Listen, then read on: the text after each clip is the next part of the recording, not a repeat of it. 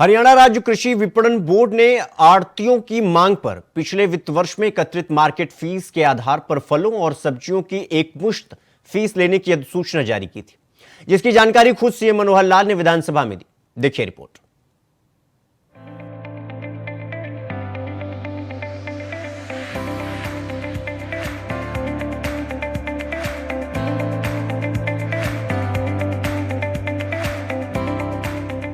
किसान प्रदेश हरियाणा में किसानों की आय बढ़ाने के लिए प्रदेश के मुख्यमंत्री मनोहर लाल लगातार काम कर रहे हैं, जिसकी जानकारी मुख्यमंत्री मनोहर लाल ने सदन में दी।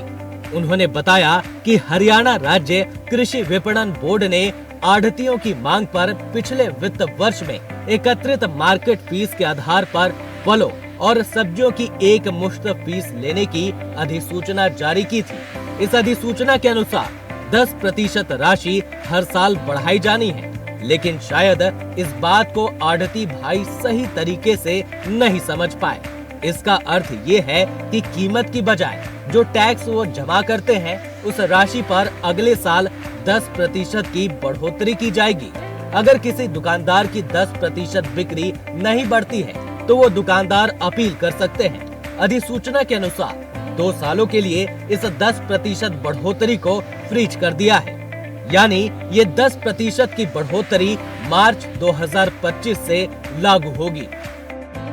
मार्केटिंग बोर्ड के नाते से एक विषय थोड़ा सब्जी मंडी के हमारे जो आड़ती हैं उनके अंदर एक मैसेज हो गया है, वो थोड़ा लैंग्वेज की गलती के कारण से वो गया हुआ है, क्योंकि कुछ लोगों ने एक डेपुटेशन के माध्यम से मांग की थी कि जो 1% मार्केट फीस और 1% HRDF, ये लगता है इससे, क्योंकि उनका काम बहुत ही इस प्रकार का है कि इंस्पेक्टर्स बार बार जो आते जाते तंग करते हैं, तो सुझाव उनका था कि इस पर लमसम साल में एक बार फीस ले ली जाए, ताकि हमारे इंस्पेक्टर आज खत्म हो जाए। हमने इसको स्वीकार कर लिया और स्वीकार करने के बाद एक पत्र निकाल दिया गया था, जो पिछले वर्ष का उनकी जितनी असेसमेंट हुई थी उतना ही राशि लमसम वो जमा करा दे, और साथ में लिख दिया कि हर साल 10% राशि जो है वो बढ़ेगी। तो 10% उन्होंने ये समझ लिया कि जितनी सब्जी की कीमत है उसका 10%, वास्तव में वो नहीं है। 10% जो पिछला टैक्स यानी जो राशि टैक्स की बनी है उसका 10%, अर्थात कुल मिलाकर के वर्तमान का हिसाब लगाएं तो 1% की बजाय 1.1 हो जाएगा। लेकिन ये मान के चला जा रहा है कि 10% बिक्री हर एक की आगे बढ़ेगी। 10% बिक्री बढ़ने पर ही 10% उसका जो टैक्स का राशि बढ़ाई गई है।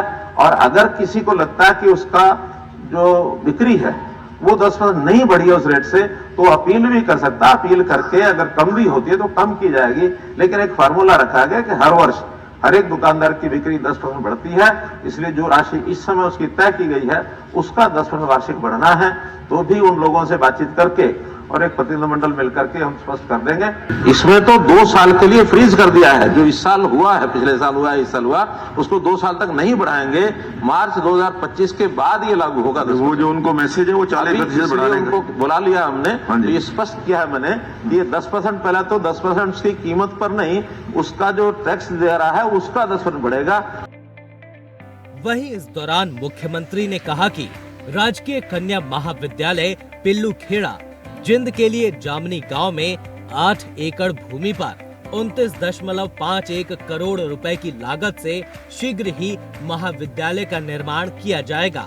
इसके अलावा राजकीय महाविद्यालय इस राना के नए भवन के निर्माण कार्य के लिए 27.92 करोड़ रुपए की प्रशासनिक स्वीकृति प्रदान की जा चुकी है और PWD की तरफ से जल्द ही निर्माण कार्य शुरू किया जाएगा। उन्होंने कहा कि अटेली के कॉलेज में ऑडिटोरियम का निर्माण के लिए 6.7 करोड़ रुपए की राशि जारी की जा चुकी है। 36% काम पूरा हो चुका है और इसके 30 अप्रैल 2024 तक पूरा होने की संभावना है।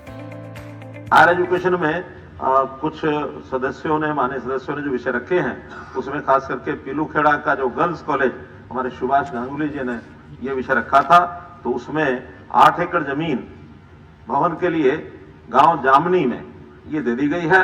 ड्राइंग तैयार होकर के एस्टीमेट तैयार हो गया है। 29.51 करोड़ रुपए की लागत उस पर आएगी।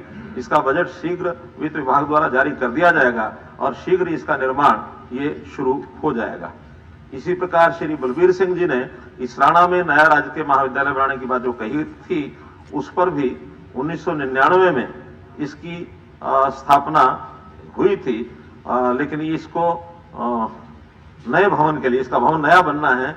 इस भवन को 12 मई 2022 को 27 करोड़ 92 लाख रुपए की अनुमानित लागत की प्रशासनिक स्वीकृति ये जारी कर दी गई है। पीडब्ल्यूडी द्वारा भवन निर्माण का कार्य ये बहुत जल्दी शुरू कर दिया जाएगा। एक अटेली कॉलेज का ऑडिटोरियम 8 जनवरी 2019 को 6 करोड़ 70 लाख रुपए की राशि स्वीकृति जारी कर दी गई है, जिसका निर्माण 36% कार्य हो चुका है। 30 अप्रैल 2024 तक ये कार्य जो है पूरा हो जाएगा। बहरहाल सीएम मनोहर लाल एक तरफ जहां प्रदेश के किसानों को खुशहाल और समृद्ध बनाने में जुटे हुए हैं, तो वहीं दूसरी तरफ प्रदेश में विकास की बयार को भी रफ्तार दे रहे हैं, जिससे तेजी से प्रदेश विकास के पथ पर आगे बढ़ रहा है। Bureau report, India voice.